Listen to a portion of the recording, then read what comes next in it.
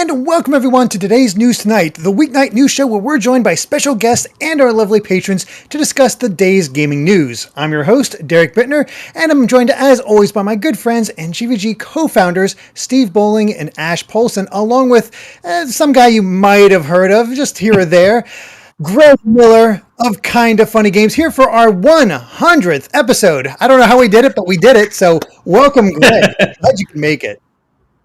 Hello and congratulations, gentlemen. 100 episodes, nothing to sneeze at. Congratulations on doing this and launching it and having a hell of a year. Thank you so much. It's incredible how serendipitous this has turned out to be, because it wasn't always the fact that you were going to be on episode 100, but it just happened to work out that way, and it's perfect. I was like, what, which one will give me the biggest pop? Put me on that episode. Yeah. Put me on the one that'll be. What's the important one coming up? Put me on that one. Yeah. That'll do.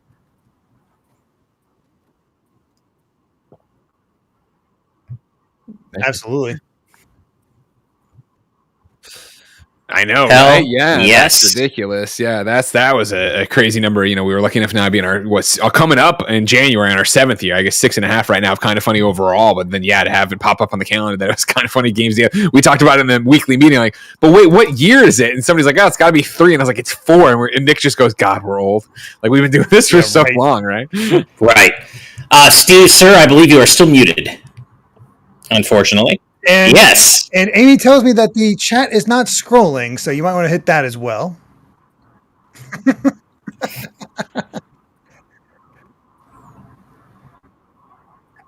Steve was OBS. So you're gonna try to blame OBS for this, Steve. A program that you turn on and nothing changes, update to update, day to day for no reason. Never, ever. Oh goodness, he's just so awestruck. He says, "Yes, my gotta love Steve's that." mic is just gone from OBS. For those who still can't hear him, love it. Apparently, Ash is also strong with the decibels. I don't know what it is, Ash. You go live and I don't. It's so weird. My audio levels change from day to day. It's so weird, even though I don't change anything on my end. So I will lower myself a little bit.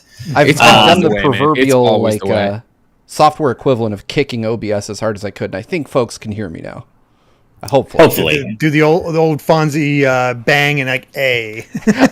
So no joke, and this is when we first started GVG, my computer did this weird thing where for you guys, you would all see the show just fine, but on my monitor, everything would freeze, and I would literally just have to bang the side of the computer, and then it'd just start moving again. And I'm a computer guy, so that should tell you something. Gotta love that. Yeah.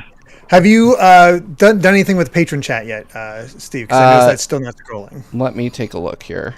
Interact. We'll get all these ironed out in the meantime. There we go. But we're all good. People can see it. It's okay. Nice. All right. Sorry about that. In the meantime, I did want to ask Greg, how was covering E3? Since it was such a different show this year. Yeah, it was crazy. Like, you know what I mean? That first day when we got there for rehearsals, me and Jackie were on set and we just kept saying, we can't believe we're on set. I can't believe I'm in another place with people, right? We're all so used to, at this point, recording into our webcams, only talking this way, to actually be there and have microphones and IBF and talking to people.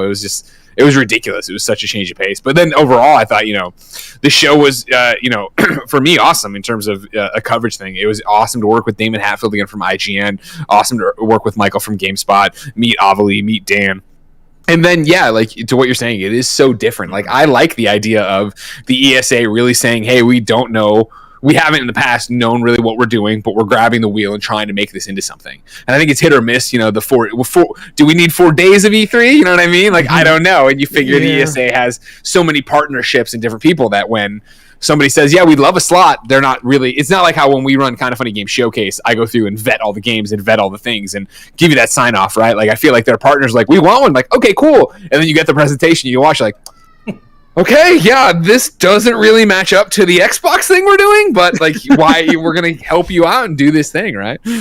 Right. Yeah, right. I was looking. It was a very different year for E3. One, I was super hyped to see you on the streams. My wife, I met her after my run on Kinda Funny, but she watched my episode when she found out that I was a YouTuber and did games, and she's like, "Were you on that guy's show?"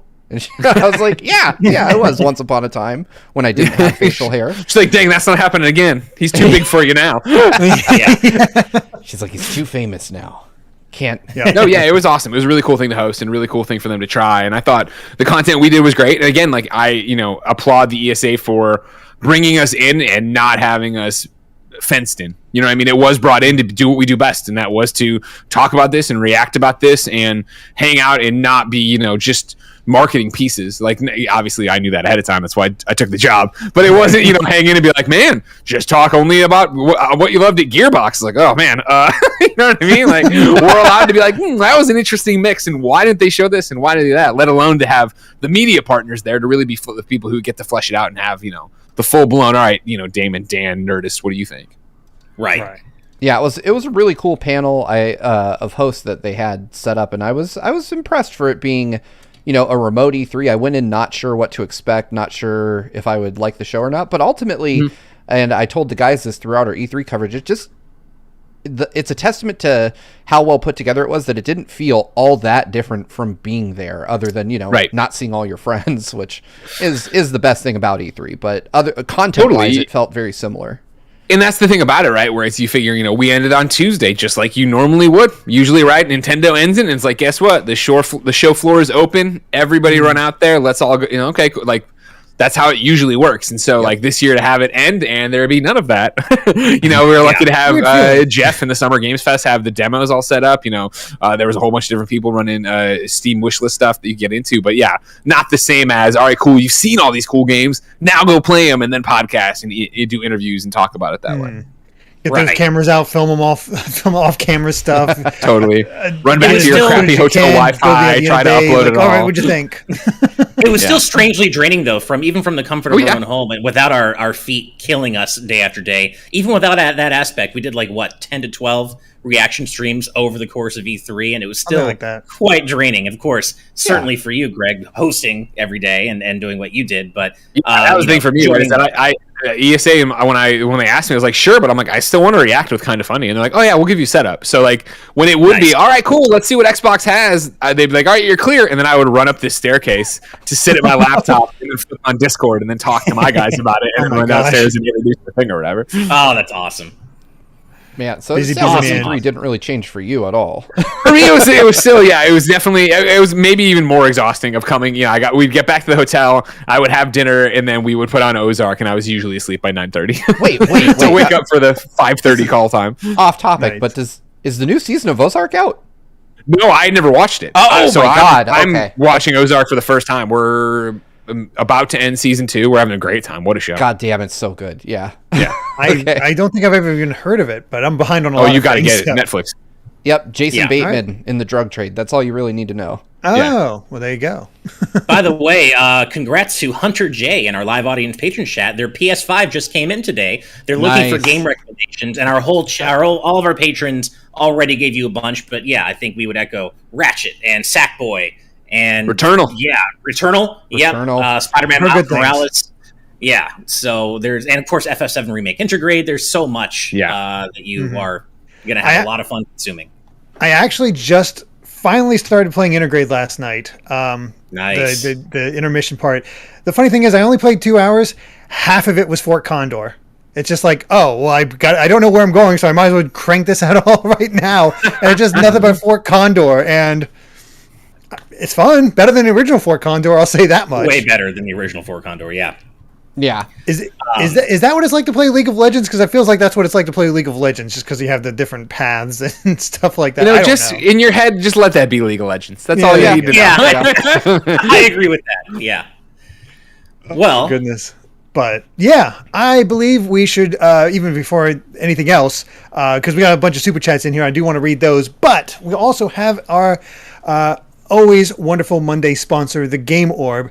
And the Game Orb is a fledgling channel that has focused mostly on Nintendo content until now. While they are still running Let's Plays of Nintendo games like Splatoon 2 and Mario Kart 8 Deluxe, going forward, they're also covering games on the Xbox Series X like portal still alive as part of a fresh daily upload schedule. So be sure to subscribe to the Game Orb at the link in the description. And we have them above 300. Let's get them to 350. We're working towards that next goal and continue to show them the GV Gang's support. And as always, they want to promote their friend's YouTube channel, Galactic Reaper, which we have a link to in the description. It looks like Ash just posted it in the chat. Yes. All around, all over the place. Definitely want to check out the Game Orb and just continue showing them the amazing support that you have up to this point. And just thank you to them for all the support they've shown us up until this point, because it is massive. Especially given that we're at episode 100 and the Game Orb has been sponsoring us for many of those 100 episodes. So seriously, the Game Orb, thank you so much for your continued support. You are... We love you, and we want to get you to as many subs as possible. So thank you, and let's get you to 350, 400 and beyond. Let's have you take over the world, you and Galactic Reaper. Absolutely. You got Galactic Reaper in there. Take over the universe. That's, small. That's how it all goes. So just a small There you go. Before we get to the news stories, as I was saying before, though, we do have a couple super chats that I want to read before we get to that. And first up is Jarrett Gardner with a $9.99 donation saying, after hours of frustration day, I was able to pre-order my Shin Megami Tensei 5 Special Edition. Hope everyone who wanted it got it. Also, this is the best community on YouTube, and you guys are the best. Well, that's very kind of you, and congratulations on getting that special edition, because apparently any type of special edition or cool thing that's coming out, good luck fighting the scalpers. That's about where it's they're everywhere. They're everywhere now. Yeah. They just like, oh, cool, people want this special edition thing, we're gonna grab it. This has to be worse than the is this worse than the speculator boom for the 90s for comics? Because it feels like I've seen a lot of comparisons, and it seems to be affecting way more industries than just comics this time around. The whole scalping situation has gotten really, truly terrible, and it seems like in everything. I didn't know about the 90s in comics. I was a kid, so the difference was, I think it's so hard to tell now because everybody has Twitter, and you can I mean, you're seeing everything and everybody complains, so it's like, I don't know, is it worse? It feels like it's worse because everybody can immediately be like, I can't find anything I want. But we're also, as we're talking about in the Patreon chat, right? Like, we're living through the fact you still can't get a PlayStation 5, you still can't get a Series X, which is so core to what we all care about. Yeah, exactly. Right. And I mean, I guess it can't be. We'll have to see the after effects, because it almost literally killed Marvel, which is a weird concept to think about, but there you go. Either way, Shellshock Prime with a $5 donation saying, funny story, I was the Mario cosplayer at PAX East 2018, and I asked Greg if he worked on Giant Bomb or if he was a fan. He said, just a fan. I love it. It's true. I love how we all have these sort of Greg Miller interaction stories. Yeah. People just shouting at me as I run past them at a PAX. Exactly. Jaden Buck with a $2 donation says, Loud Vibes Gaming. Hopefully, Loud Vibes Gaming for Ash, Quiet Vibes Gaming for Steve. Yeah, so I love my audio, everybody, so I think we should be okay now. Well, that was a while ago. I think you're not paying me anymore. Cool. Joe N with a €10, 99 euro pence. I think. Oh, it's not euros, but I don't know. But no, that's euros for sure. I don't know what the 10.99 euro are. I don't either. Sorry, dumb American. But says, congrats, guys. Been watching you since the Wii U days on GX. You are the heart and soul of GX. So I was so happy when I saw you start at GVG. I do miss Tom, though. Well, Tom's great. There's no doubt. Yeah, thank you very much. We miss Tom too. We love Tom, and he's forever one of my best friends. I love that guy, and thank you so much for the kind words, man, and for the donation. Thank you so much, Joe. For those of you wondering, for those of you that are fans of Tom, just a quick plug for him and what he's doing. He recently released a demo as part of the whole Steam Next thing for his game Carpoon. So if you want to look it up, finally released Carpoon that. on That's Steam, awesome. there's a free demo out. Go check it out. He's been working on that game for as long as I've known him. A long time. Yeah, Insane, it's been a while. Much, yeah. It's a fun game too, so check it out. Nice. Sketch at NPM with a $4.99 donation says, binging kind of funny, and I'm so aligned with Greg's outrage that they tried to rank X-Men 3 over X-Men 2, or when they made him watch Catwoman. Love you guys. Thank you. Who the heck was trying to put X-Men 3 over X-Men 2? Yeah. We did this show called In Review where we watch a series of movies and then rank and review them, right? And this and the Raimi Spider-Mans made me feel like a crazy person. Where there was like, Raimi Spider-Man's bad all the way with him. Like, what are you talking about? Like, no, like they're not like modern superhero movies, but you're crazy. And then like This one here, where they were like, trying to tell me X3 was better than X2. I was like, you are a crazy person. What are you talking about? It was Tim. It was a couple other ones. It wasn't just like one odd man out. It was everybody trying to tell me I was crazy. What? I mean, look, I don't even hate The Last Stand as much as some other people, but to say it's better than X2, what are you talking about? X2 is clearly the superior movie. The only good thing they had in there was the casting of Kelsey Grammer. That's about it. Right? Yeah. I am offended by that idea. That there's a lot of offensive things on in review, I assure you. Nice. Whew. All right, then that's. Yeah, that's a take. Okay, that is a take. Yeah, it's hot. Itsumo with a $4.99 donation says, "Happy Father's Day, fellas, including you, Ash. I know you are a fur daddy. We're a fur daddy. So. I was, and I will be soon again. So thank you very much. Yes, nice." Yep. Yes. And then finally, 112 with a 112 donation, $1.12. No comment there. Hey, thanks. It's just 112 donation for the win. So there you go. Thank you so much. All right. So shall we actually get to the news? And let's start off with just probably the most out of nowhere piece of news, the most latest piece of news that came out today. So the Paris-based Cybergroup Studios has inked a co-development and co-production deal with Square Enix for a Final Fantasy IX animated series. What? Like out of nowhere. The exact Final Fantasy you'd expect. This is the one people have been clamoring for. Right. I mean, it's a fan favorite. It works as an animated series, but does it work for an animated series aimed at 8 to 13-year-olds?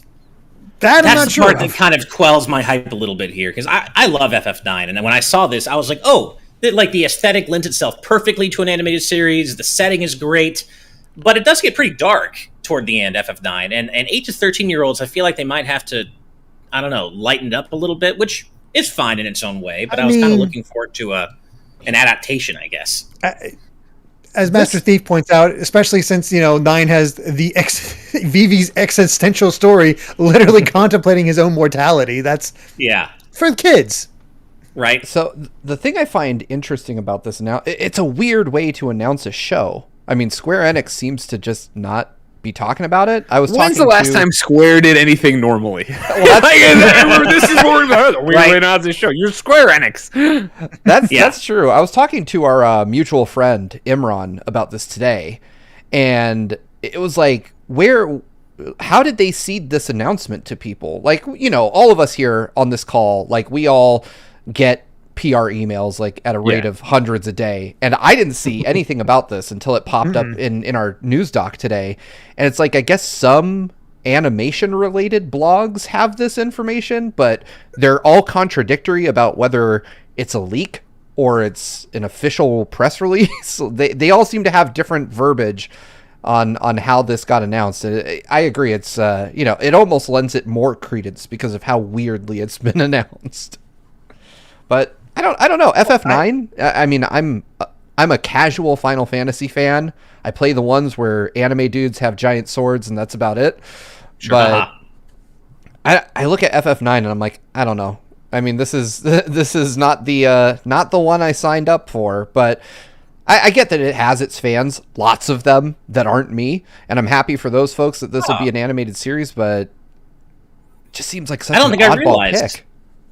I don't think I realized you weren't an FF9 fan, Steve. I'm a big character design person. I have to really like the look of the person I'm inhabiting. In my that's the one. That'll do it. That's what gets you. Yeah. Fair enough. And I mean, I'll trip you up here. Yeah, that's why a lot of people have trouble getting into One Piece. So there you go. Right. You, Narukami, in our live audience chat, choosing potential violence, asking all of us and Greg, if you are an FF fan, Greg, what's your favorite mainline Final Fantasy game? Oh boy.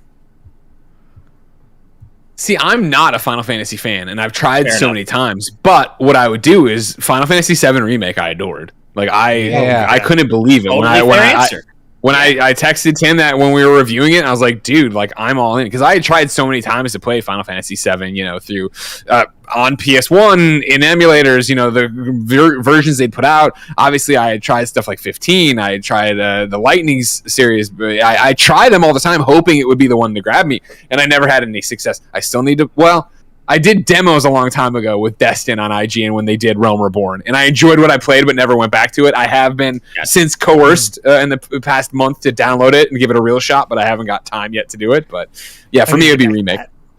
Nice. That makes sense. It's game. My game of the year last year, so it makes sense to me. I would probably have to go with 10. I like my top 3 kind of like cycle between 6, 9, and 10, but I think if I had to focus on one, it would be 10 is my favorite. But I'm a big Final Fantasy fan in general, so I say 10, but I love a lot of them.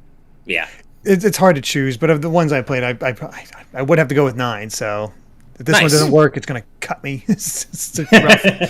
What about you, Steve? I'm kind of with Greg on this one. 7 remains my favorite out of everything I've played, and I mean 7 remake for me. And I talked a lot about this last year when it came out on PS4, but it is everything I wanted from like a modern reimagining of Final Fantasy VII. And I love the fact, I know a lot of people are really upset about the way the story went in that game, and I won't break it fully down here, but I mean, as a game that is an unimaginable amount of years old, because I just don't want to think about it in relation to my own mortality. But I like that this game can give me kind of that nostalgia hit that I love from it, but also the story is keeping me guessing at this point. Like, I'm ready for episode 2 of this. And Same. I feel like it reinvents the game in a lot of ways that keep it fresh. So I would say if I had to have an alternative media version of a Final Fantasy game, I would definitely want to see another take on 7. Just as like, I don't know that I'd want to see it as a series aimed at young teens, but I want a gritty ass, like, dark Final Fantasy 7 game where it really gets into just how messed up Midgar is and all of the convoluted crap going on. Kind of got that better with the remake, but yeah. We'll see. Azran killing it in a live audience chat saying, in a callback to the EP stream, did y'all hear about the last person to discover the good of the series? They were the final fan to see it. Azran. My proverbial hat is off to you, sir. Good. That is fantastic. Nice. Woof. Wow. I love it.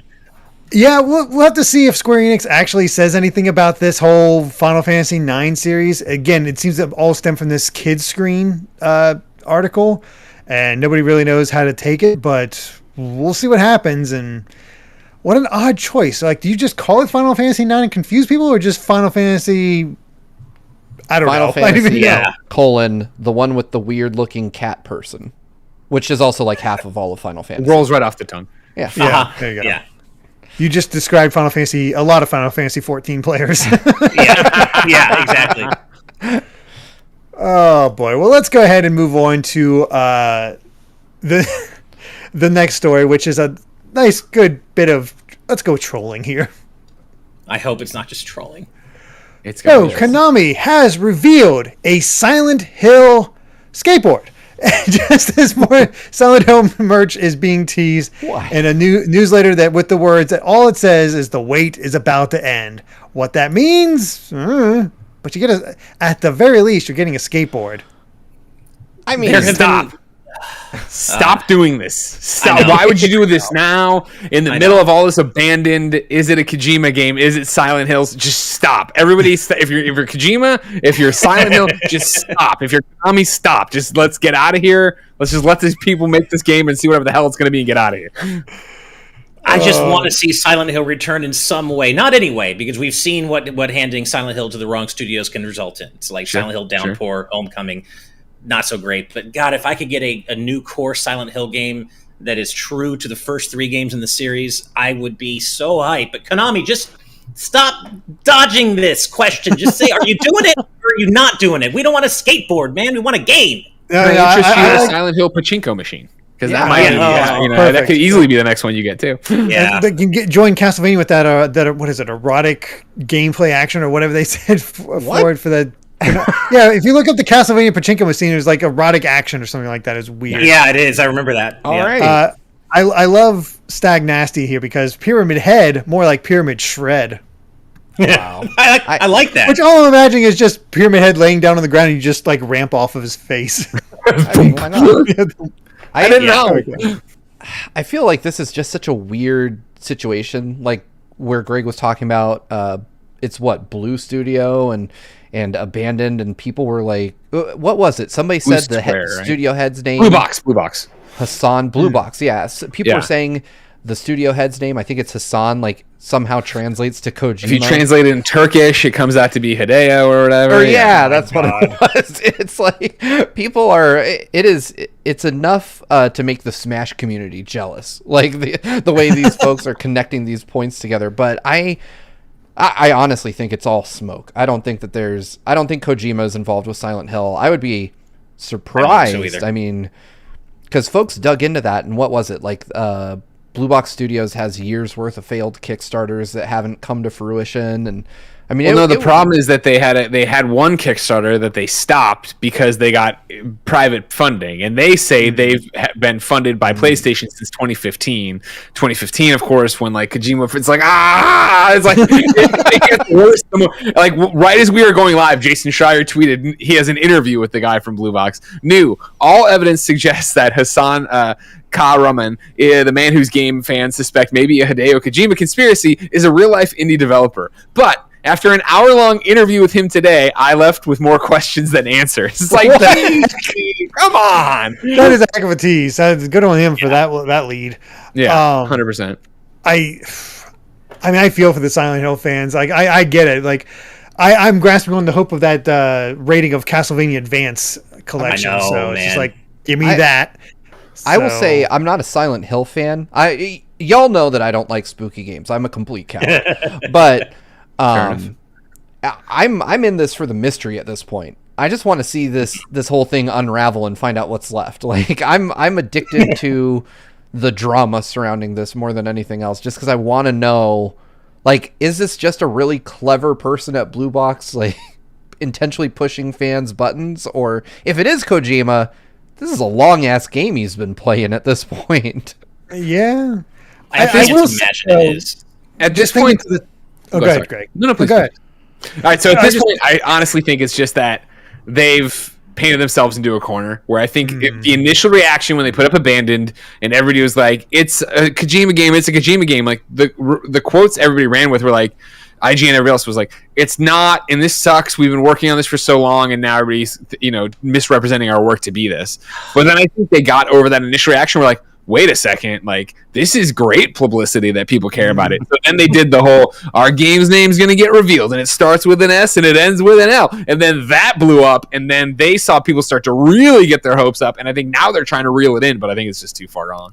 Yeah, I agree with that. And I feel bad for the inevitable backlash against them, because I feel terrible because they've obviously, whatever they are working on, they've been pouring their blood, sweat, and tears into. It might still look pretty good. Oh, and it might, but that's the thing is, it might not matter. Like, no matter how good it looks, because it probably isn't Silent Hill or anything. But it's that whole thing, right, where I feel like their morale dropped when they initially did it. They were like, well, somebody's like, well, what if we used it? They went up, then they saw it, now they're trying to come down. I think it's now Friday, right? They've delayed their app. Yep. It'll come out. It'll not be that. People are going to be really mean on the internet.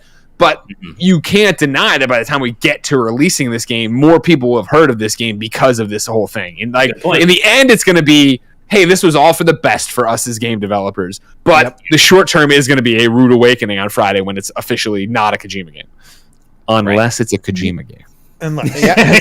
I mean, revealing your game via an app seems like a very Kojima move. Right, and it's such a weird thing of like, we're going to have a PlayStation 5 app that has different trailers that will, it's like, what are you talking about? This is not how small developers reveal their games, and that's why people are running away with it the other direction. And you're like, there are a bunch of really weird coincidences happening. Yeah. I agree with that. Only time will tell, but I agree with what you said, Greg, that no matter what happens, no matter how this plays out, now a ton of people know about the existence of this game, that if they followed the typical, like, small indie team playbook, they would not have had this many, this kind of attention. Yeah, 100%. Yeah. I mean, we talk about the like dedication of Silent Hill, like investigators, like figuring out all these connections and crazy things. I mean, I played PT. I have no idea how people figured out how to get to that actual ending. Like, Greg is crap. here. I have to bring this up because I know if anybody else tried to do this, I imagine it was Greg. Greg, you and I both reviewed the PlayStation 5. We both got early consoles. Sure did. Obligatory thank you to Sony for that. Hashtag console provided by PlayStation. Exactly. The first thing I did when I got my review unit in was I copied PT to my PS5. And I played it on my PS5. It worked pre-release. Oh, they And blinked then that out. someone at Konami was like, nope. And took it away. Yeah. I have my video up that is like, here's how me trying to do it. It doesn't work. And then I forget who it was. Yeah, somebody else at another site to put up a video being like, it did work for a brief second. And then this is how they took it away. 2 days after I had the system. It's like, Why are you like this, Konami? Why are you like this? I have no idea. Let's just Streisand effect this to hell, right? Like, this is something that you could play right now and people will be like, oh, that's cool. Instead, let's keep making it a news story that you keep screwing with it. Like, just let it be. Let it be. Who cares? Yeah. It ran just fine, too. It's not like it behaved oddly on the PS5. It ran just as it does on the PS4. But someone in Konami was like, we can't have this. We can't let people have fun with this.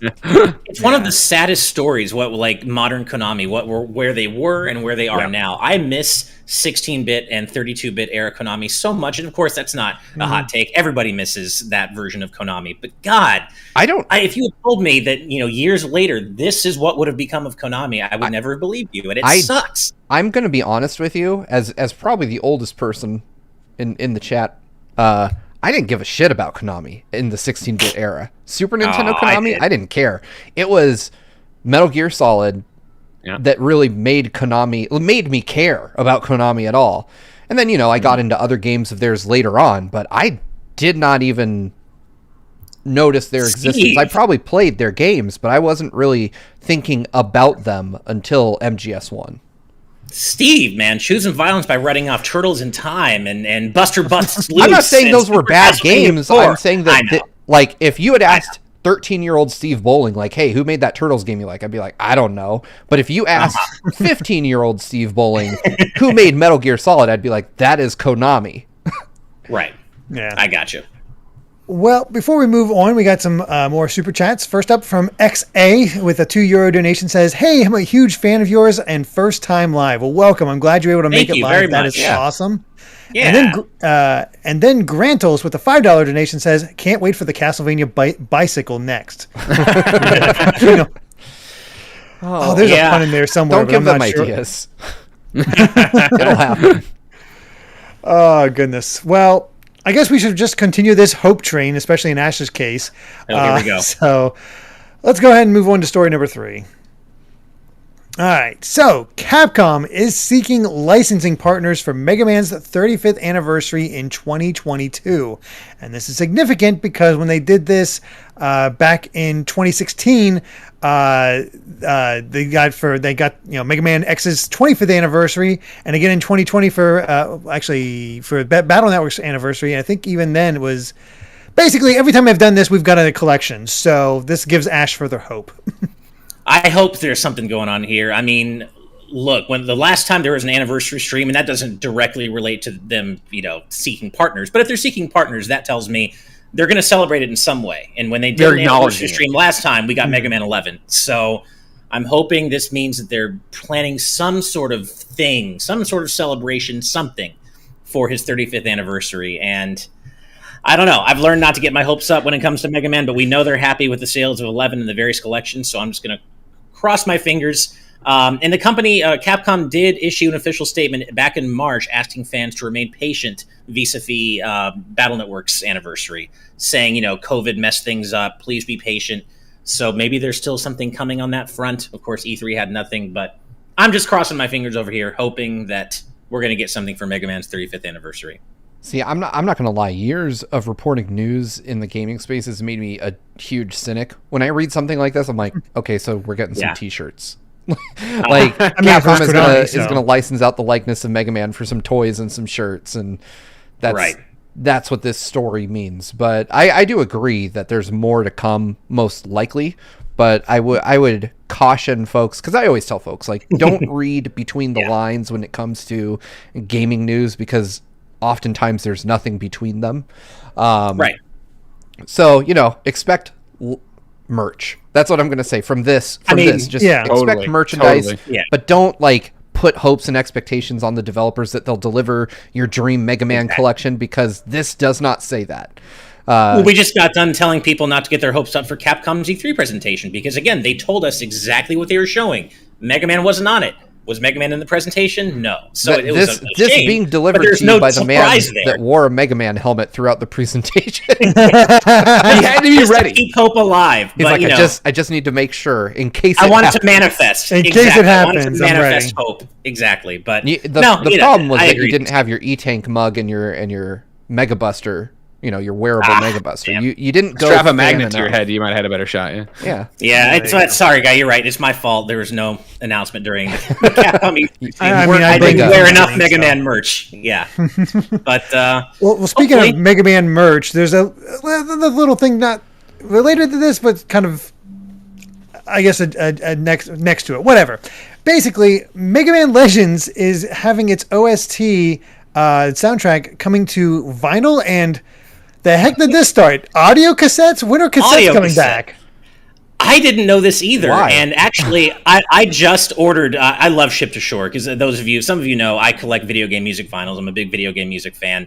And they just recently announced the Klonoa 1 and 2 soundtracks coming to vinyl and cassette. And that was the first I'd heard of cassette, I guess, coming back in some way. I didn't buy them. I just bought the vinyls. But yeah, I guess this is a thing now where cassette is making some kind of comeback. I don't know. Some people say that vinyl has a richer sound than digital, but I don't think I heard anybody say why cassettes are good. Right. I mean, this is pretty cool, though. Cassettes, for those of you that aren't ancient, like oh man, old man Steve coming through to explain cassettes. They are not in any way like superior from an audio perspective. They aren't. What made them great was that they were durable and an easy way to transport music before the advent of CDs. Yeah. God, I hate saying that. But it's right. I mean, they were easy to kids carry today, around. what the hell's a CD? I know, right? Like, I think about my daughter who is 8, and I'm like, someday I'm going to show her like a PlayStation 1 disc, and she's going to be like, the hell is that? Yeah. Why do you have this dusty ass thing? But like I fully anticipate by the time my daughter is like a teenager that it'll be hard to purchase physical games. Like it'll be more of a boutique thing. Like limited run will be kind of your main means of getting physical goods. I don't know, like in 10 years. That's a console generation and a half away. That's also terrifying. But I really wonder. I would love to talk to someone at Sony and ask them what the split is. Well, I guess the split on PlayStation hardware right now is whatever the hell you can find. Yeah, right. But whatever. When supply levels out, I really wonder which one is the dominant SKU there. If the PS5 digital is worth more, because Sony was kind enough to send me the disc model, but I don't own a PS5 disc at all yet. I don't have a single one. Yeah, and that is neither. Yeah, but I think that's what'll be interesting about it. Where I bet that comparison in terms of, hey, was it the disc or the discless version that's selling better when you can actually buy them? I think in a lot of ways it's going to be a moot point, because I think it's that thing where when I was buying, before we got our review copies and I was pre-ordering, right? Like of the pre-orders we got, I was going to take a disc version, fully knowing that I would probably never buy a disc for it. But what if I got sent one? What if I wanted to watch one of my old DVDs?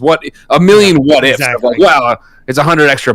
I might as well go that way with it, right? And I feel like that's going to be the thing, is people still get off on this last stop of what physical media could be, if that's what you want it to be. Yeah, that is true. I know that my main consideration was, what if a publisher sends me like a physical game? And I was like, I don't want to be screwed and tell them I can't cover it. It doesn't happen too often, but I think Pokemon, whenever they send not even codes, they send physical. You do not get codes for Pokemon. You get physical every time. Nintendo just does weird things in general. Like in the business of Pokemon, games and reviewing, like Nintendo is kind of on their own island over here doing what they do. Yeah. I think 90% of stuff these days though is digital, even when you're talking about copies provided for review or content creation. But and I think there are arguments to be made for owning physical copies of things if that's what you want. But to go back to what you were saying, Steve, I too grew up with cassettes, and I don't understand. Like, I get collecting vinyls because you got the beautiful sleeve art, right? There's the novelty of all the beautiful art and the inserts. There's something cool about that. I have never once in my life missed cassettes, and maybe that's because I didn't grow up with vinyl, but I did grow up with cassettes. But like, I remember those cassettes getting chewed up by the stereos and stuff, and the tape would be messed up. They have it breaking your songs by rewinding it so you can get to the beginning of the next one. Yeah, exactly. Like, what's the appeal, I guess, of owning something on cassette these days? Neoxin in the YouTube chat mentions perhaps it's Guardians of the Galaxy, as they made cassettes popular again, which makes sense. Which also makes me wonder, is the Zune going to come back? Because that's what he got at the end of the second movie. Come on. Oh, God. Too far. I think it's nostalgia, right? And so when you want to team it up with something for Mega Man, right? Like I've seen this, and I'm stretching now, and I don't remember as I jump out, but it's something like Final Fight, something like these games that we grew up on, or I grew up on, Steve grew up on, where it was that you'd get these games. I would have the cassette tape for something else. It's about trying to merge that nostalgia for a time. So if you're celebrating Mega Man 35th or whatever, right, you're trying to get in, not necessarily in the same promotion, but get everything around the same thing. Like, that's what harkens back. You remember sitting there with your NES or whatever and your cassette tapes on the side. I really appreciate that everybody's acting like I'm not as old as I am. This is great. Keep it coming. This is great. You'll take it. I'll take it. I just turned 21 today. This is great. Are you what are those? Are you the youngest, Ash? I don't even know. Like, how old are you? I'm 36, so I think I'm the second oldest.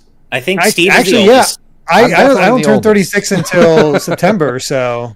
How old is Steve? Okay. I am a hair away from being 39, so I'll turn 39 in August, about 2 months. Yeah, I'm 38, and I'll be 39 in April. So I got you. Oh, well, there you go.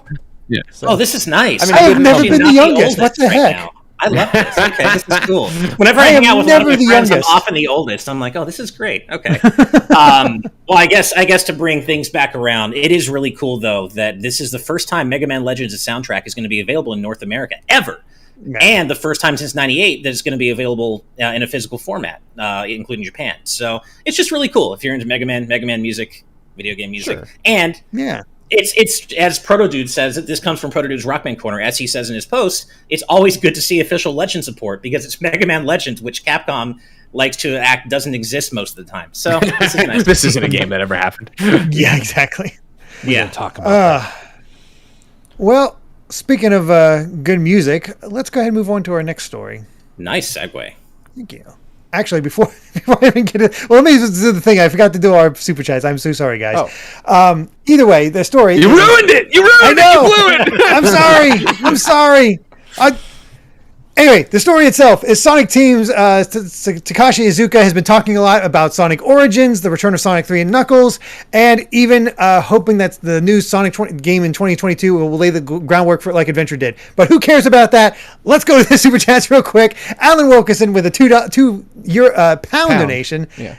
Saying cassettes are back, Soundwave superior. That is true. Black Ninja with $2 donation saying 1 penny for each episode so far, 1 for the NXT for the next 100. So there we go. Yes. So thank you so much, Black. 1 penny for the next 100 episodes. We're making bank. I love it. There we go. Thank you so much. All right. Well, now that's out of the way. Yes, Iizuka is talking about Sonic. So there we are. And he has some interesting things to say. He's basically hyping up the fact that they have these versions out. And what he said about the return of Sonic 3 and Knuckles is, basically pure nostalgia. He says, I think a lot of fans really appreciate the news that we will include Sonic 3 and Knuckles in Sonic Origins, but I think I am the most excited out of everyone. It was the first Sonic title that I worked on and is a title that is really close to my heart. So having the chance to re-release this title after decades is something I'm really looking forward to. As development, he says title a lot. As development on the title is currently progressing, every time I see Sonic 3 and Knuckles data, I'm reminded of all the hard work and excitement I had when I was younger making that title. Oh my God, it really brings back a lot of memories for me. So it's nostalgic for him to get that in there, and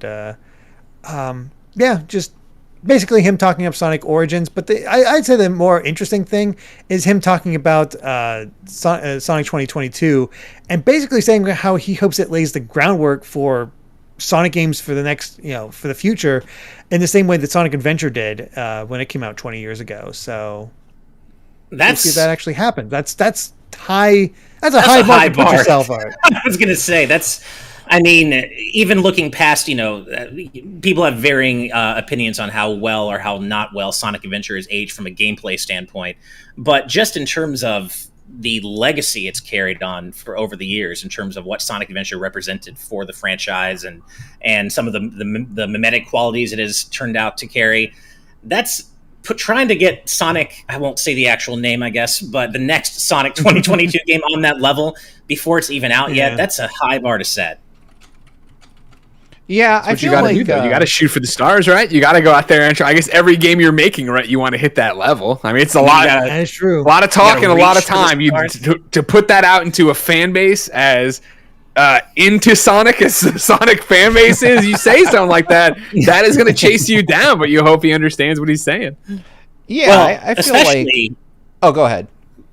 Especially because of that same fan base has been clamoring for an actual Sonic Adventure remake or Sonic Adventure 3 for so long. To invoke the Sonic Adventure name is, I feel like, again, given how intense Sonic fans can be, and I say that as a Sonic fan, I feel like he's setting himself up for failure or disaster or both by setting those expectations so early. I say this a lot, though. But that's part of the gig when it comes to creating games. Like you're never gonna see like Eiji Aonuma on stage at Nintendo take a drag off a cigarette, and he's like, "This new Zelda's not coming together." He's like, "It is just a fucking mess." Like they're never gonna be like, "Well, this game is gonna be at least a little bit worse than Ocarina of Time." They're just not gonna do that. Right. Listen, we tried really hard and we missed the mark. But you think you're gonna like it, you just won't love it. Yeah, exactly. We're shooting for a real middle of the road experience with this new game. We want you to kind of like it, but we recommend waiting for a sale. Like it's right. I mean, there's a big gulf between that and we're hoping this matches. See, Sonic but that's my point. Is like they're selling. Like they're not going to come out and say Sonic Adventure is definitely you're going to like that more than this. They're going to come out always, right. And say we're trying to make the best game we can make. Because that, I mean, one, it's objectively true. I'm certain they don't come into the office and go, "We're going to make this game with as little effort as possible." Just phone it in, all right. Yeah, we just got to make sure we lose the rights if we don't make a Sonic game this year. So. I think if you say just that, though, if you say, "Hey, we're going to make the best Sonic game ever," that you still absolve yourself of the responsibility of invoking Sonic Adventure specifically, right? I suppose, because they've never. I don't remember them saying this about like Generations or Colors or anything like that. It's just God forbid Forces. Yeah, this is the first time they've really said something like this. It feels like specifically, and it's interesting they call back to Sonic Adventure because I'd argue like to me it's more of a story. It must be a storytelling aspect or something like that because there's a wide gulf between looking at Sonic Adventure and then looking at Sonic Colors or Unleashed or what have you. So it must be that storytelling element, and I have no idea. No idea what they're up to. Yeah, I mean, the way I see, from what I've read of this game, of this 2022 Sonic game, it sounds exciting to me. I am a huge Sonic Adventure fan, and I'll say from what, my take off of the things I've read, which could or could not be true, but seems like they are, It seems like it will have some of Adventure's DNA in it. It'll play in a somewhat similar sense, based on what I've seen, and I'm for it. Like I like what I've heard so far about the game. I just, I'll wait to see more from Sega. But at this point, I feel like with 3D Sonic specifically, it would be really hard to make the game worse than I would expect. Like it is, those expectations are extremely low. Yeah. And so, I don't know the last time I saw a brand new 3D Sonic and was just like, "Oh my God, I can't wait." Like I play him because I have a long history with the character and I love to see what they've put him into, but at this point I just want Mania 2. Like that is the game I'll get really excited for. See, that was my thing. Mania like when I'm looking through this and like you guys were talking about it, you're like, "Oh yeah, pure nostalgia." And it's like I am a Sega kid. I grew up a Sega kid. I had a Sega Master System. I had Genesis. I had the Game Gear. I had the Saturn. Like the list goes on, right? But it's like to be like, oh man, I'm glad the Sega Asia versions of Sonic 1 and 2, the original. And it's like, is that what? Haven't we done that enough? Sonic Mania freaking killed it. Like, it was awesome. Yeah. Like, you know what I mean? Like, don't we want more of that? Well, I'd rather see them double down on that than talk about like how pumped they are that we're getting a 4:3 screen ratio, and I'm like, all right. I mean, I'll say this: the idea of playing Sonic 3 Knuckles at all again on modern platforms is super exciting because that game's incredible. And I will say the idea of playing Sonic 3 Knuckles on modern platforms in 16:9 format, that's exciting as hell. Like, I cannot wait for Sonic Origins. But still, even put a new 2D Sonic, Mania 2 next to that, I would take the new game. I want a Mania 2 so badly. But in the meantime, whether they're working on that right now or not, it is pretty damn exciting, though, that they're finally bringing Sonic 3 and Knuckles back. Yeah. One thing I want to point out, I never knew, Greg, that you were a Sega kid growing up. Yeah. I feel like every Sega kid that I've ever talked to ended up in games somehow. Like, we all ended up like we had that inferiority. There's a reason that the Yakuza story from like 2 days ago popped so hard. We're like, Yagami's gonna have a playable Sega Master System in his office, and we're all like, ooh, tell me more. Let's go. I didn't have a Master System, but I did go from NES to Genesis and then Saturn and so forth. So there's if you had a mom in the 80s who walked into Toys R Us, looked at everyone herding around the NES and was like, I'm gonna go somewhere else, then you probably are a games journalist today. Yeah, for me, I was talking about it. It was that we went to Toys R Us, me and my mom, and it was to pick up or look for real Ghostbuster toys because that's all I wanted. And she made the mistake of going down the video game aisle, and I was walking, and I stopped and I turned and I slammed my finger on the glass, and I was like, "What is that?" And it was the Sega Master System copy of Ghostbusters, and it had the Ghost that logo. game is so good, so good. The best version was Master System. She's like, "That's a video game," and I was like, "I want that for my birthday." So a couple months later, I don't remember what the difference was, obviously, but like, she got the game, Uncle Mike got the system, and I was a Sega kid. And when I got a great report card in first grade, got my Genesis with Sonic bundled in. You know what I mean? Like, I was ready to go. And man, that was a rude awakening going to Travis's house for the first time ever. He's like, "You want to play video games?" I was like, "Yeah." And he went and he turned on Mario, and I was like, who the hell is this? Like, what is this guy? What is it? What? Like, I thought you played games. I'm like, yeah, I do play games. Don't you have a Sega? He's like, what's a Sega? Oh man, the great schoolyard battle, of course. Yeah, I was lucky and privileged enough to. I was probably more of a Nintendo kid, but I was lucky and privileged enough to have both. And so I had a Genesis. I didn't have a Master System, but I did have a Game Gear that I actually recently dug out not too long ago, and I could not believe how big and chunky that's a bludgeoning weapon these days. You could, that's like, it's so big. It feels big. I got my out of context, but yeah, it felt big in my hands even as an adult. Like, how the heck did I hold that as a kid? Totally. Yeah. Just this weekend we were at an antique fair, and they had a Game Gear, and I picked it up, and I'm like, geez Louise, this is a big one. Seeing a piece of your childhood at an antique fair is also just a painful experience. I don't think I have it anymore, but I also had a Sega Nomad. And let me tell you, playing Sonic 3 and Knuckles with a Game Genie in that thing, you have a tower of games coming out of your Sega Nomad, which is just really Ash weird Paulson, looking. just the coolest kid at school, has a portable Sega Genesis. He's like, yeah, my dad's on Animaniacs, no big deal. I had never brought that thing to school. Are you kidding me? The only video game related thing I ever brought to school was my Game Boy and Pokemon, because that was, I was allowed to do that. We were allowed at that school to do that. But oh my god, I would never have brought such a thing. To bring this full circle, a monstrosity. To bring it all full circle, I will never forget the day I brought my Game Boy to school. And I walked to my locker, and I had my Game Boy and my lunch in different brown paper bags. And I couldn't unlock my locker, so I dropped my lunch. But it turned out that I had the Game Boy and the lunch in the wrong hands. And I picked that Game Boy up, and it wouldn't work, and I cried. And then eventually, back to how Steve got his computer to work, I eventually found that if I dropped it on the floor again, I could turn it back on. And so this Game Boy became a thing of, it worked fine for days, and then it wouldn't, and I'd drop it and pick it back up and turn it on, and it would work. I was like, oh my gosh. That's amazing. That is amazing. Awesome. Oh gosh! Well, I'm glad that it worked out. That your Game Boy ended up being okay. Well, yeah, and that was like a crucial thing, because my mom, that was the famous. Every parent has their breaking point, I think, and the Game Boy was it. Where I remember distinctly my mom going, "I am not spending $100 on a Game Boy," and like Aunt Dell had to buy it for me. It's funny when you put it like that, and yet people are complaining about $70 games. Oh, totally. Yeah, exactly. For a Game Boy. Well, people complain, to take it back to the 80s, about game prices now. Carts, like when carts were a thing, right? Your Chrono Triggers, your Star Foxes, your Fantasy Stars on the Sega Masters, those games were $100 back then. Yeah, I didn't know that. I saw like old ads and see N64 games for like $90. I'm like, what the hell? Yep. And N64 games, super expensive, like Kirby 64. I remember that being $89.99. Like, that's just, it is what it is. I mean, in Japan, at launch for the N64, Super Mario 64 retailed for about $90. Jeez. Holy crap. Yeah. Anyway. It's funny how we're old. We're old, basically. Yeah. Yeah. It's fun. Anyway, before we move on, I got some more super chats. First up from Black Ninja, once again with a $2 donation, saying, "I try to not spoil you all, but I can't resist." Thank you. Well, thank you so much, Black Ninja. We enjoy being spoiled.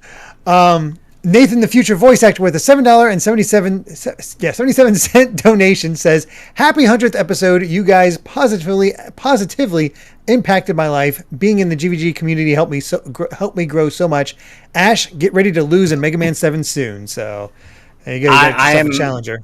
I know you've been saying that a lot, Nathan. I feel like you called me out several times now about our impending Mega Man 7 Fight a Founder session. I'm excited. I'm looking forward to it. It's going to be a lot of fun, and I'm looking forward to playing it with you, man. So, let's do it. Yeah. And then finally, Jaden Buck with a $2 donation says, "Want to extend that tower even more? Add a 32X."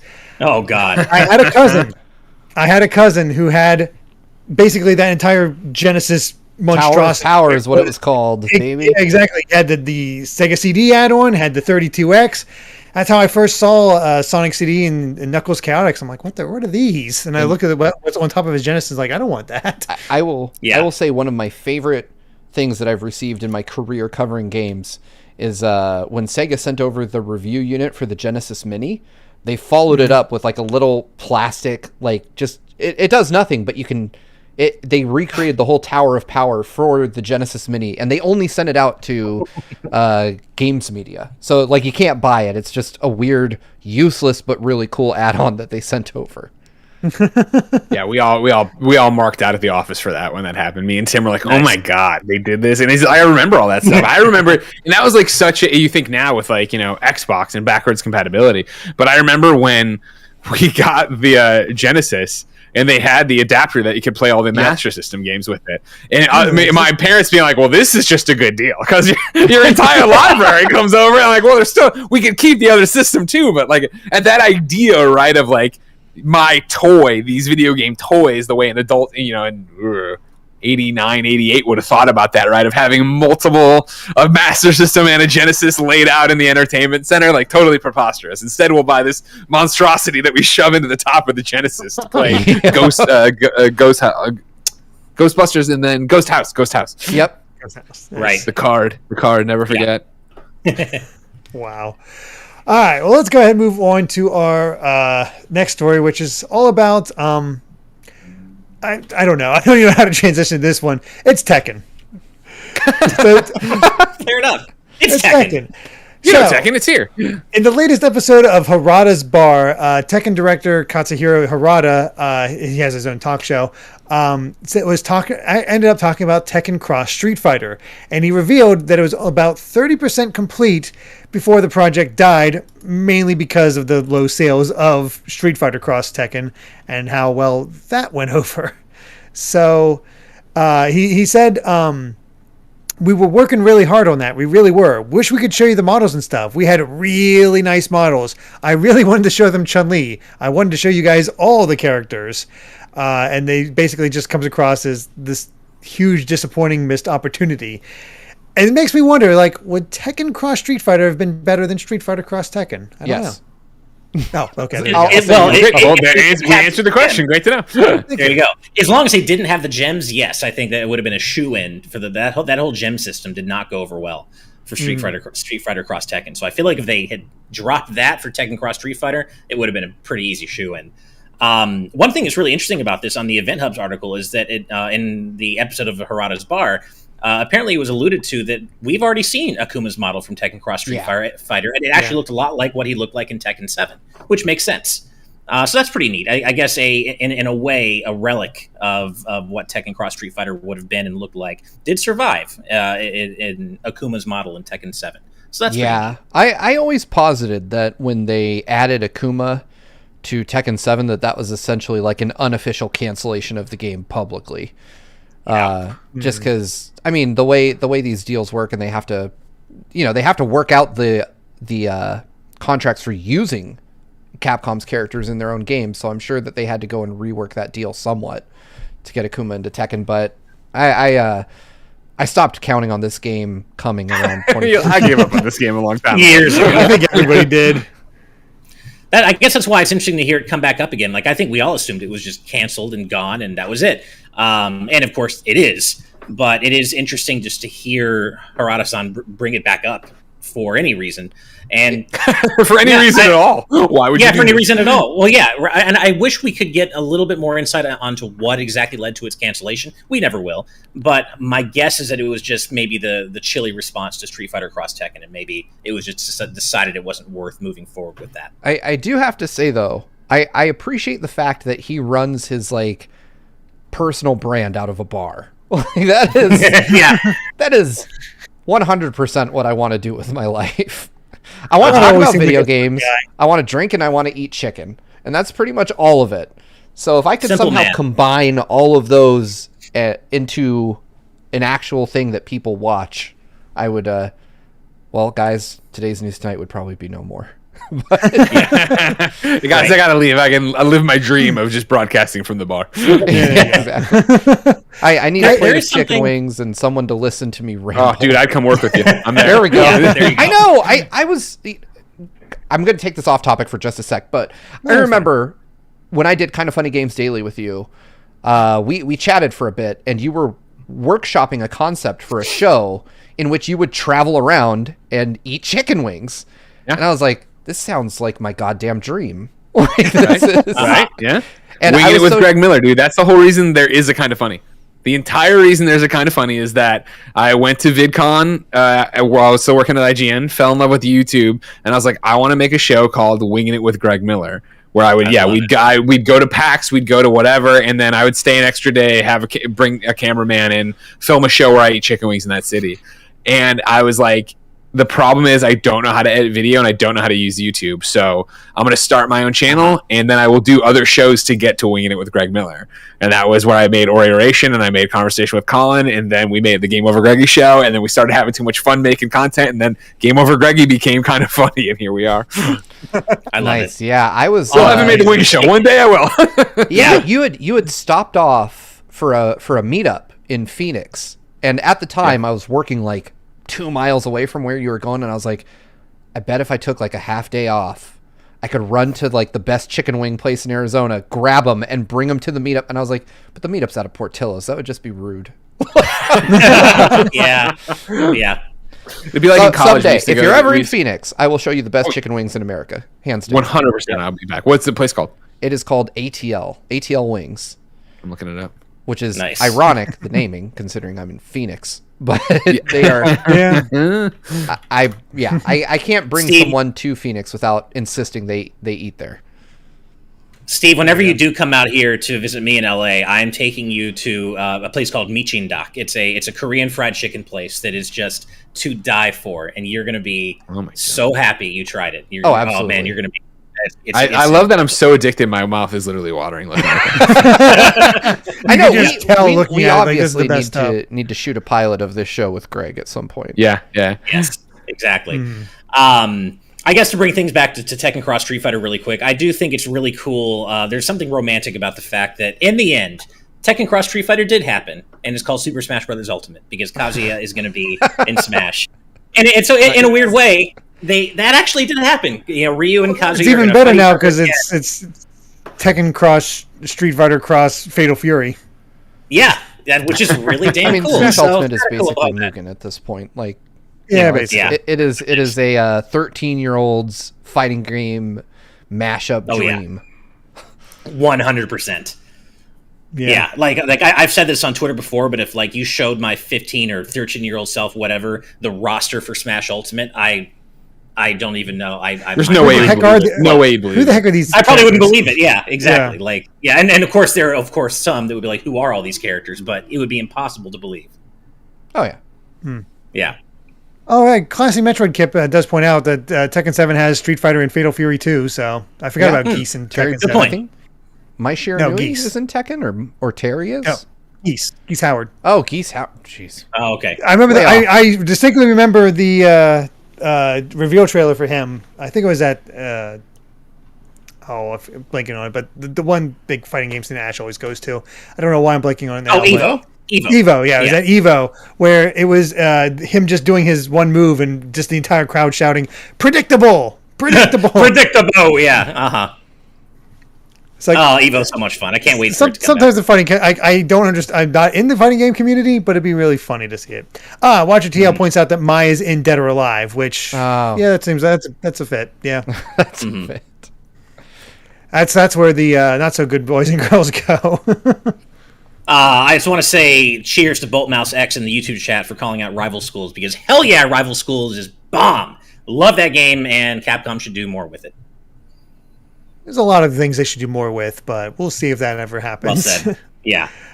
All right. Well, you guys ready to get a little... Well, before we move on to that, sorry, I almost forgot again. Luis Benitez with a $10 donation says, congrats on 100 episodes. Here's to 100 more. Heck yeah.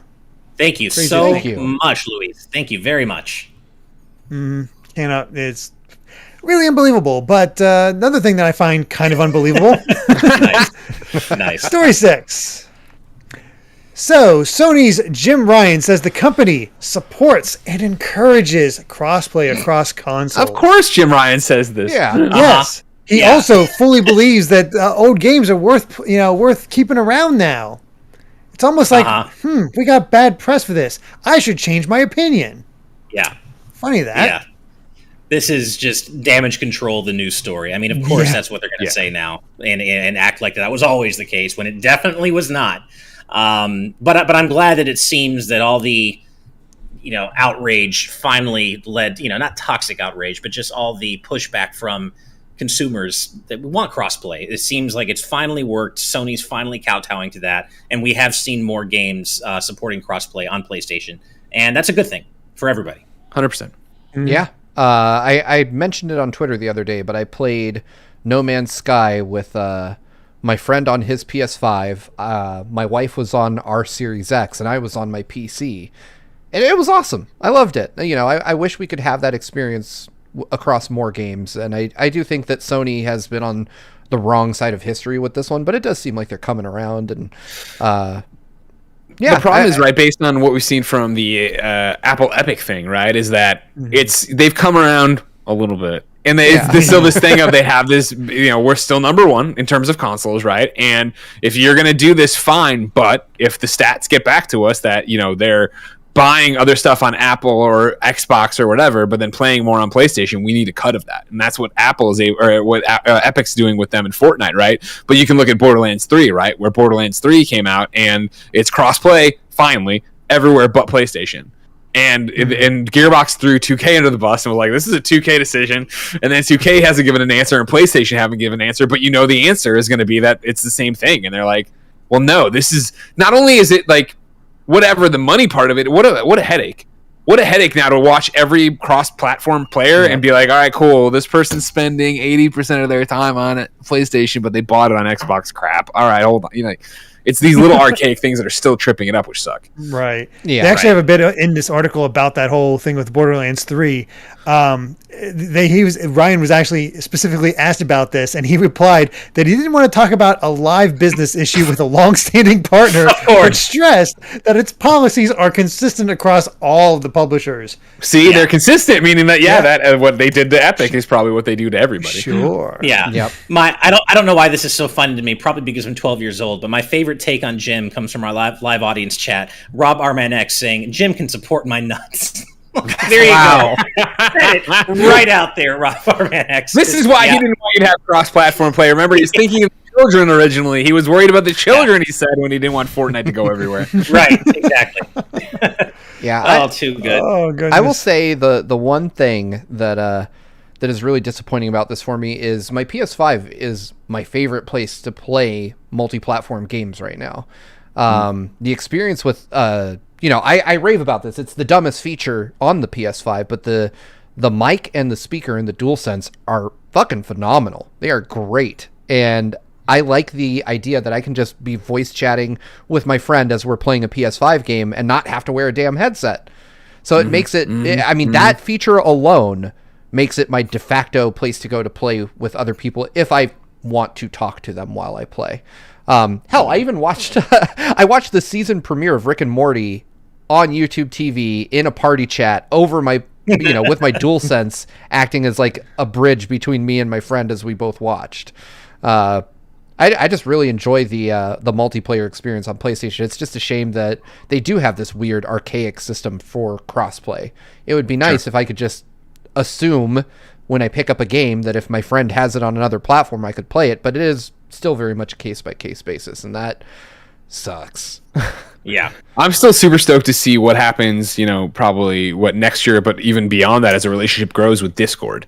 PlayStation giving them the money and having this thing now, and like, what does that mean? Because if we can get Discord straight up integrated into PlayStation, that'd be awesome. Oh yeah, I have said that I want Discord to replace voice chat on literally every platform. Just give me Discord integration. I mean, Xbox Live does an okay job. Nintendo just doesn't do it at all. And Sony's system is good, but counterintuitive, like in the OS. But yeah, if I could do it all through Discord, I'd be really happy. Just have one unifying system for all my gaming voice chat. Nice. But I'm at least happy about the rich presence thing. It is such a dumb thing to wish for, but I do like seeing, what game I'm playing up in the little status bar on Discord. I mean, it rats me out sometimes, but I like that it can actually show that. Mm-hmm. Yeah. I like the dream I would love to have voice chat integration in Nintendo hardware, but of course that'll never happen because it runs so counter to Nintendo's whole philosophy on that whole, and even their ability on that whole front of things. But that would be so nice to have. Or as you said, Steve, just to have that solution be part of every, piece of gaming hardware. I would love that. God, that'd be fantastic, right? Yeah, it really would. Also, Next the Hedgehog in our YouTube chat says, speaking of crossovers, did you guys know that Sonic is in the Shin Megami Tensei and the Fist of the North Star mobile games as a demon and a playable character respectively? And if that isn't the most 2021 statement you could make, I don't even know. That's so weird, but I love it. And thank you for sharing that bit of information, Next the Hedgehog. I was not aware. Yeah, I have to wonder about the Fist of the North Star integration because, I mean, if you've never seen Fist of the North Star, it is violent as hell. Right. Like, I can't picture Sonic, like, touching a dude's pressure points and the guy exploding into just a sack of blood. Like, that would... But then again, maybe I could. I don't know. I mean, you never know. Just that image is just hilarious. Yeah, it's so weird to think of Sonic in a fist. That would be like, it's just the two don't go together at all, given the extreme level of violence in Fist of the North Star. So, yeah. Oh boy, yeah. But I love how like everybody hears the story is like, yeah, we don't believe you, Jim Ryan. Moving on. Yeah, exactly. That's the funny thing about PlayStation, right? Is like Phil Spencer, you feel like he's giving you the straight information. You feel like he's a gamer. You feel like he cares. And like Jim Ryan, you're just like, all right, whatever, dude. Like you don't feel connected to this audience in any way, shape, or form. Not even at all. Yeah. All right, before we move on, Lon with a two Brazilian, was it Real? Real, yeah.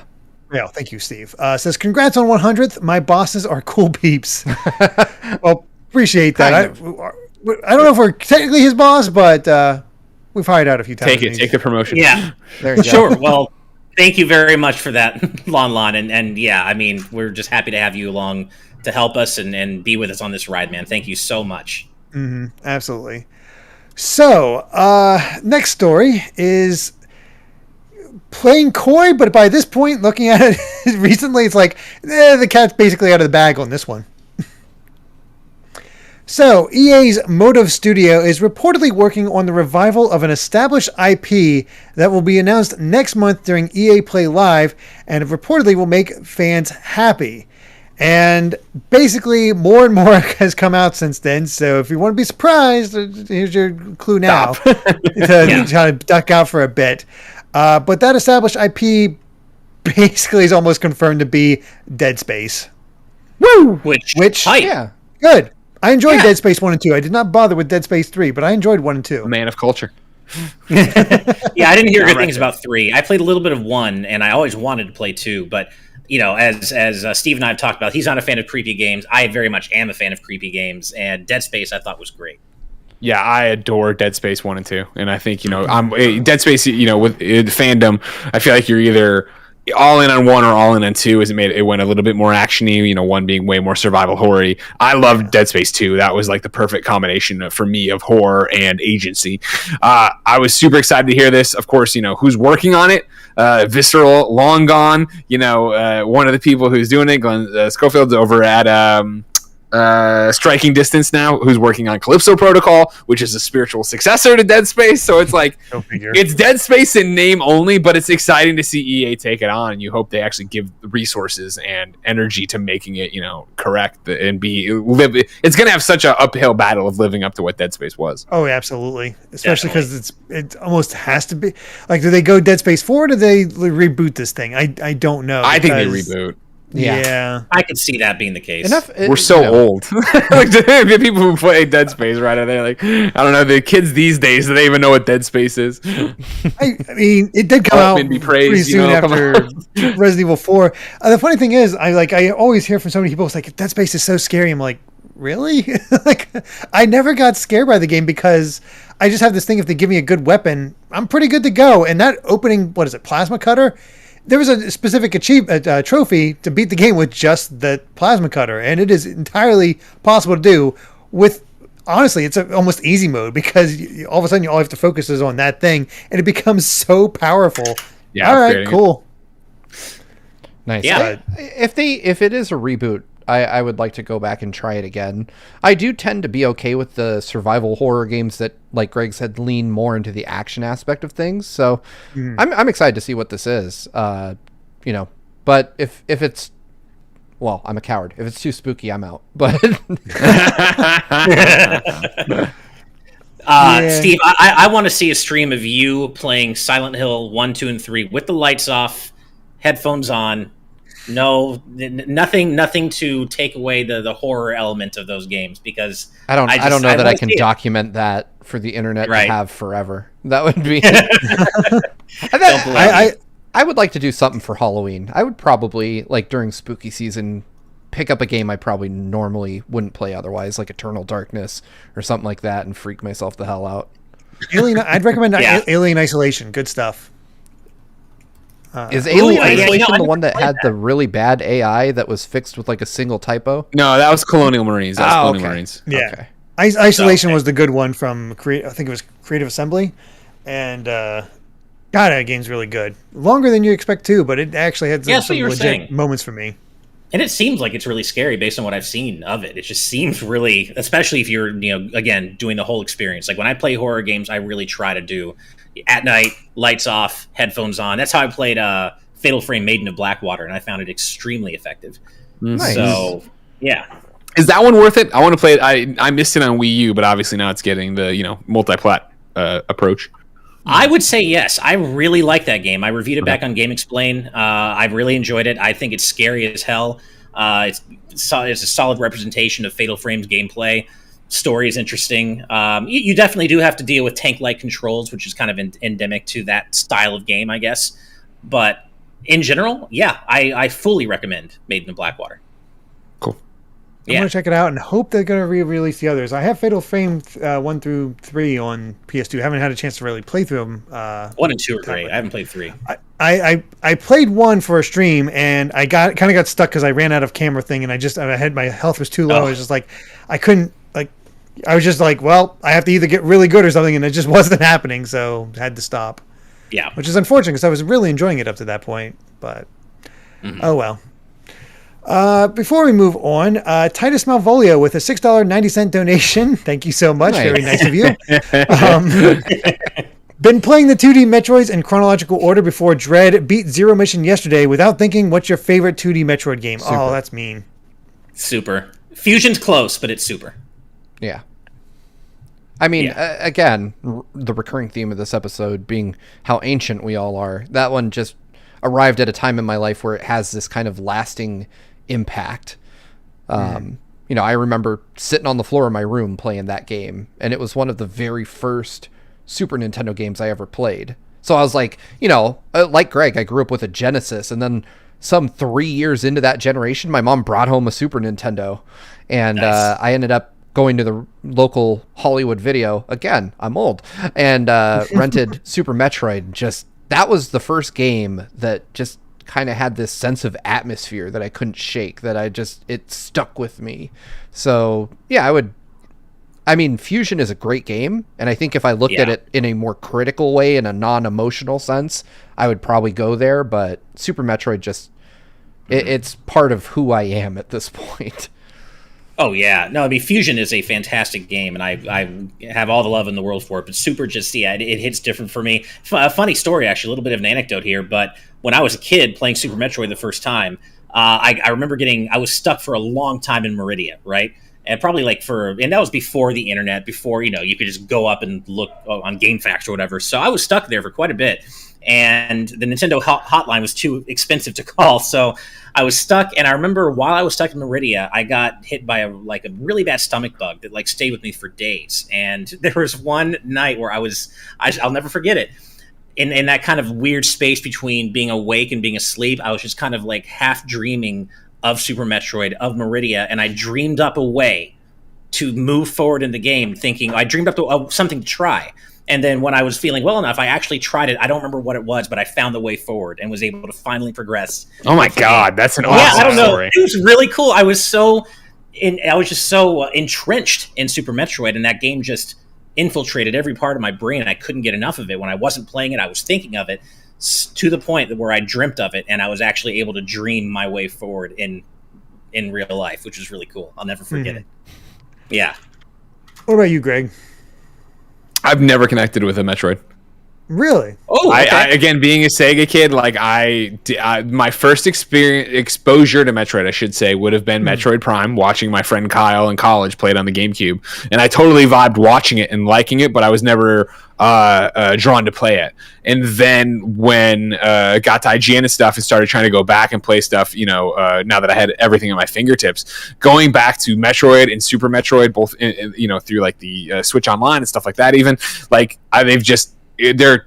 they're such a, Steve's talking about, a place in time where it's I play something that's a Metroidvania nowadays, right, and can really enjoy it. I love Axiom Verge. I had a great time with that, and I can totally see all those influences in the other games, but going back to the source material is so antiquated for me that I just get mad and I'm like, oh, it's clunky or this or that, or I don't like that it doesn't, you know, do the map right, or it's all these things that make it not fun for me since I'm trying to play it decades after the fact.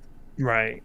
Right. I unfortunately, I have thought about this as we're going on, and I have to go with Fusion. I mean, it doesn't have the open elements. You're a lot more guided that time around, but the story is so intriguing. It has the first real sense of, I'd say, horror and fear that the series has tried to promote up to that point, that I think succeeds at, and it's just really, really great time. So yeah.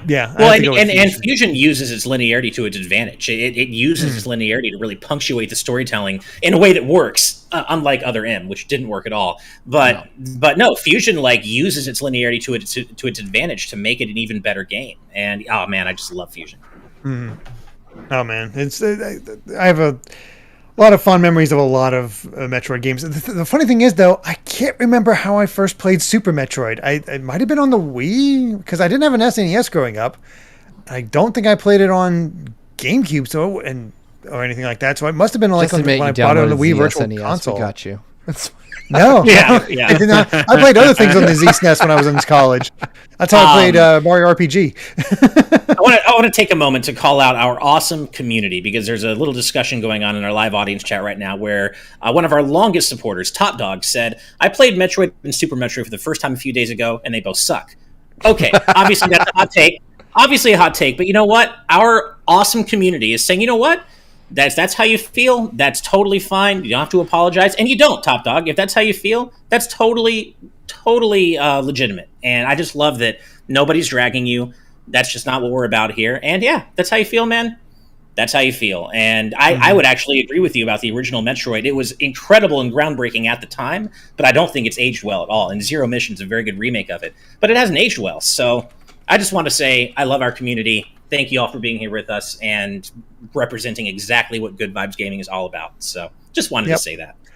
And real quick before we move on to our final topic, a Black Ninja with another $2 donation saying, anyone pre-ordered the special edition yet? Nope. Not yet. Good luck doing that. Still trying.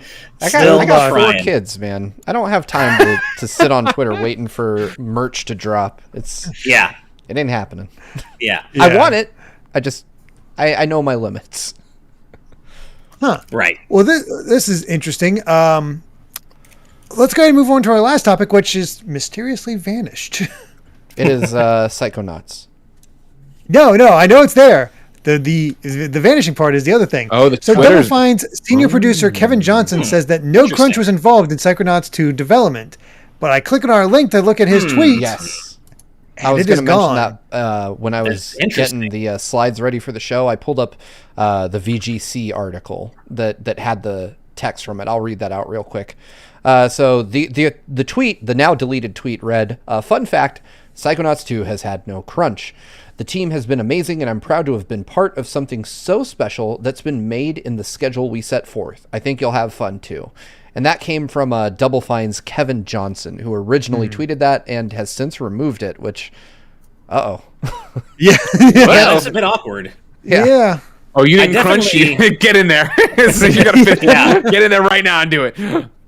I definitely quote tweeted that, which is super awkward. But I don't know how to read that other than something about it was not true, or somebody disagreed, or he found out, or like maybe other people that he didn't know about came out and like, hey, there was crunch for me, or something. I don't know. To be fair, it could be something far less insidious than that. Lot, and I mean a lot of folks in games and other adjacent industries have to run lots of things they say through PR before they say anything at all. Remember, they're a Microsoft studio now. They're an Xbox studio. Yeah. You know what I mean? It's not as easy as it used to be as an indie just to shoot off and say whatever you wanted to say. Yeah, right. I've had a couple guests from some pretty reputable companies like Nvidia and a few others that have had to drop out of the show because I could not give them like a list of topics in advance of the show. And I'm like, well, it's a news show. We talk about whatever's happening that day. And they're like, well, that just doesn't work. We need to know exactly what's going to be asked. Well, okay, I guess it's not a fit. Yeah. No, that's totally fair. And I'm glad you brought that up, Steve, because it could not be something as insidious as that. That's definitely true. It's just odd given the content of the tweet, given, that it's generally good vibes and a positive thing. But yeah, it could just be, hey, someone says something out of turn, no matter what the context was or the content of the tweet was, and that's just not okay. Right. Possible. I mean, Ratchet and Clank's, Insomniac was able to tweet out about this, which sort of steamrolled the whole, like, hey, we're finally making these really good games with no crunch. Ain't that great? So. Well, I mean, no crunch is objectively a good thing, but corporations are weird. And they're gonna they want to control all the messaging around their products, and it could just be something as simple as like, we just don't want to talk about crunch, period. At all, ever. Yeah. And, Exactly. I would wager that it's something more like that, because if it was a PR person reading it, I doubt they'd take offense with the actual content of the message and more just, hey, we have a policy that we don't publicly address crunch and issues like that. Take it down. Yeah. Which I would think is probably closer to the truth. Than, according to Mikey O'Leary in the YouTube chat, the Twitter account is also locked down now. So, I mean that to me just. Yeah, it smells like somebody saw it and just said, hey, you shouldn't be talking about stuff like this, period. Now, I honestly, the fact that the entire Twitter... Let me throw it up here. Let's see what's going on with Kevin over here. Kevin Jones, 25. The fact that the entire thing's locked and protected, honestly, I go the opposite way with it, where I don't think it was Microsoft. I bet it was just jerks on the internet. Like, I think, we're all very publicly facing. We interact in a very specific way. We sadly are used to saying, hey, man, I really like Game A. And everybody like, you're an idiot. I hate Game A. Game B's better. So, when you're somebody who, with all due respect to Kevin Johnson, I'm not sure how much he gets in front of people that way. You say something that you're like, hey, this is an objectively great thing. And somebody inevitably comes in of just like, wow. crunch isn't that bad. This person said they didn't hate crunch. And like, you know what? I'm going to go back to just being a normal human being and not looking at this all day long. Well, that's an interesting point, because there was, when this tweet was still up, I was kind of digging through the replies just to see how quickly they became toxic. Answer is pretty quick. Right. There was one person. Twitter.com there was one person being disappointed. Yeah, right. Weird. But yeah, there was one person saying, well, Psychonauts 2 really has taken a long time to come out, so maybe there should have been some crunch isn't a bad thing. Yeah, exactly. So, yeah. So, how dare you make this person wait? Yeah. I love that mentality. Like, I love the selfishness of that type of mentality. Like, I know, right? I want a video game now because there's not enough of them available. Right. Oh, no, we don't all have massive backlogs. Yeah. Yeah. Yeah. And as Cream Basics... Oh, go ahead. Oh, no, I was just going to say, I want to buy this now so I can leave it on the shelf for 6 months and play it when it probably would have come out had you not worked yourself to death. Yeah. Right. As Cream Basics in our live audience patron chat also points out, Psychonauts 2, hey, it isn't out yet. It hasn't come out yet. So, there's also the fact that, hey, development maybe isn't actually 100% complete. It could be any number of things that caused this tweet to get nuked. But, yeah, well, hopefully it is true, and hopefully there wasn't crunch, because, as we said, no crunch is objectively a good thing. And look at freaking Ratchet & Clank Rift Apart. What an incredible game. I've been working my way through it. It is such a fantastic game. And I love that it is the result of a production process with no crunch. It's amazing.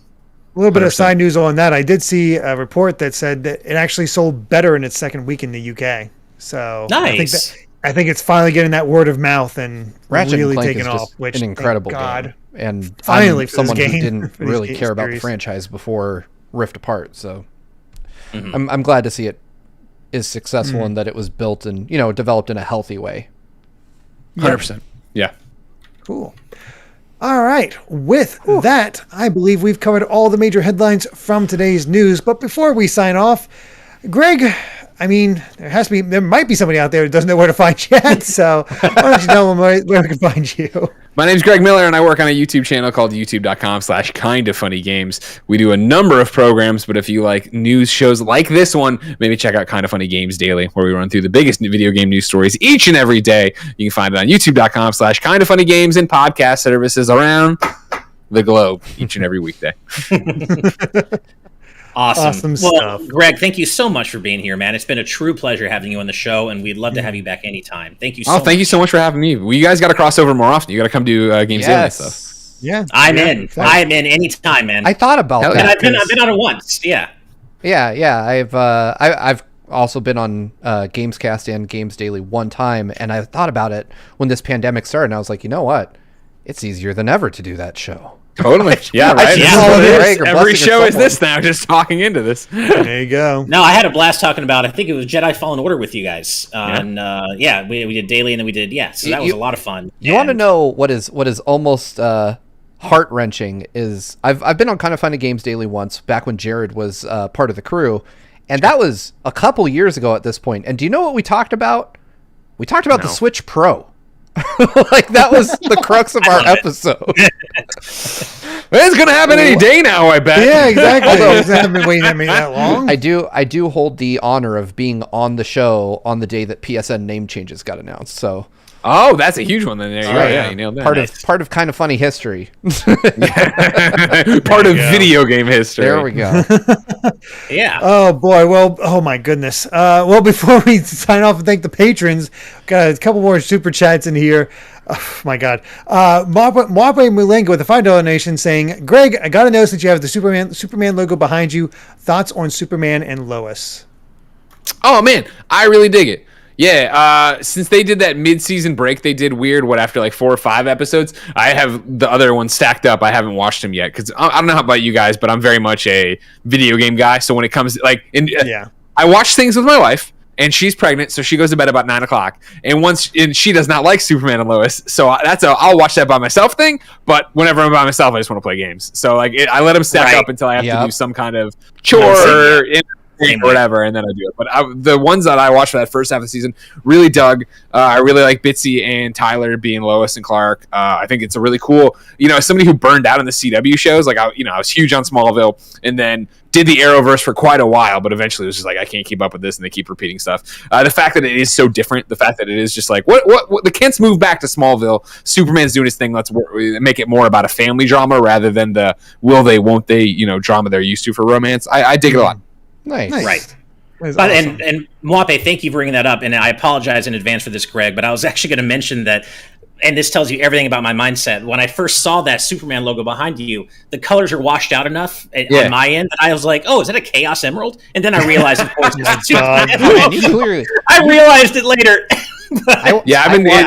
When I did something recently with my lens, it got way more washed out. I need to get diffuser paper for it, but there's a million things I need to do. Nice. Yeah, I recently I watched that whole drama of that Superman light unfold on your Twitter, where you were asking folks how to put it back together. Yeah. Oh boy, that's funny. Well, one last thing, and just massively generous. Oh my God. Rob Arman X with $100 donation says, "Here's to 100 more. Maybe Persona News will happen by then, and I can join." I think that fits. I think that's a good idea. Yeah, I know that I would gladly donate my seat to you, sir, because Persona News and we don't get along. Right. I'm excited for those folks, but I need to finish a Persona game at some point in my life. Yeah, you do. No, seriously, Rob, thank you so much for your incredible kindness. My God. And I think this is a great way to end off on episode 100. You, Narukami, with a nuclear hot take in our live audience patron chat. And they even spoiled it. They even spoiled it to show just how nuclear it is. But they say, and I say this to every one of you listening, you all are amazingly beautiful and have lots of potential for greatness. And I would love to meet you all in real life one day. Fuck all the haters of each one of you. Well said, Narukami. Wow. Thank you. That's a great, awesome, positive message to end off on. And thank you so much to all of you who have been here with us for 100 episodes of this show. And thank you to my incredible co-hosts, Steve and Derek. Thank you guys for being on this awesome journey with me. Nice. And here's to 100 more. Let's do it. Hey. Yeah. Hell yeah. Congrats, guys. We live long enough to see it. Seriously. That's dark. Yeah. Oh, man. There we go. So, before we die, before we sign off, we also, of course, got to give a special thanks to all of our patrons, big and small. Just all of you, thank you so much for supporting us each and every day, being there for us. And, of course, a extra special thank you to our patrons at the producer tier, as this show just would not be possible without all of you. But, of course, a massive, massive thank you to our executive producers and above, and I'm delaying because I forgot to bring up the thing. I know that stall well. Let me tell you about sponsors, because they make it. Your click. I am on the ball tonight. I got blown away by Rob's generous donation, but yes, thank you all so much to our executive producers, who include Jared Edinger, Brandon Bovia, Rob Arman X, Itiono Ben, Dan Entwistle, Dennis J, Z Patty, Hyrule Hermit, Sky Blue Flames, Adam O'Sullivan, It's ATM, Octopuppet, Richard Herrera, Michael Phone, Aiko Carroll, The D-Pad, Vesmio, Waffle King, Kitty Kong Fax, Angel Martinez, Vedran Hotek, 112, John, Joshua Hunter, Evernight Studio, Benny Yao, Emerald, Azran127, Ken Roulette 09, Pagrama, Jake Pelka, Geller, Shiny Turkey, Joseph Rutkin, Titus Malvolio, Charlie Bird, Geeky Griffin, Lucky Wonderfish, Top Dog 23100, Young Ben Kenobi, Doug Shomix, Andrew Medeiros, Orem M, Sakuragi, Becca, Rocks the Cat, Fizzy Wighoid, Critmonger, The Legend of Groose, Eddie B, Kai Ed, Kit Fisto, West Egg, Deaneth, Coda, Michael McCall, Matthew Wong, Goron Amber, Straight Lace, Hoobie, Wolf X Blake, Moon Macarons, Ascaron 809, Kane, Captain Finlandia, 60 Minutes and 60 Seconds, Christopher Masterson, Spicy Pandotter, The Game Orb, Dano the Artist, Ravelox, Synchro Lord, Brainchild, Rosa Bowling. Hi, Mom. Kotar Peck, Scuff196, Skull Kid Tiger, AJB Cool, Blizzica, Jason Uloa, Jaden Buck, Phantom Project, Derek, Jeff Ed, Ray Clausen Jr., Nathan the voice actor, Mega Conrad, Hulkamaniac 55, Chibi J, and finally Bongo Lover. Holy cow! Woo. I believe we are officially up to like 90 executive producers at this point. Somewhere around there. Good Lord, guys. So holy crap! Thank you so much, and remember that you can become a patron over at patreon.com/gvgaming, where you can get access to our exclusive post-show and ad-free content for as little as $5 a month. Thank you all so much for watching, especially to Ashley with the super chat, wife of Steve, hi, sweetheart, who says, do a dance. And he'll end with a little dance for us. And thank you all so much for watching. If you like this video, be sure to subscribe to Good Vibes Gaming for more good times like these. Until next time, good night and good vibes. Bye everybody. Bye. Bye.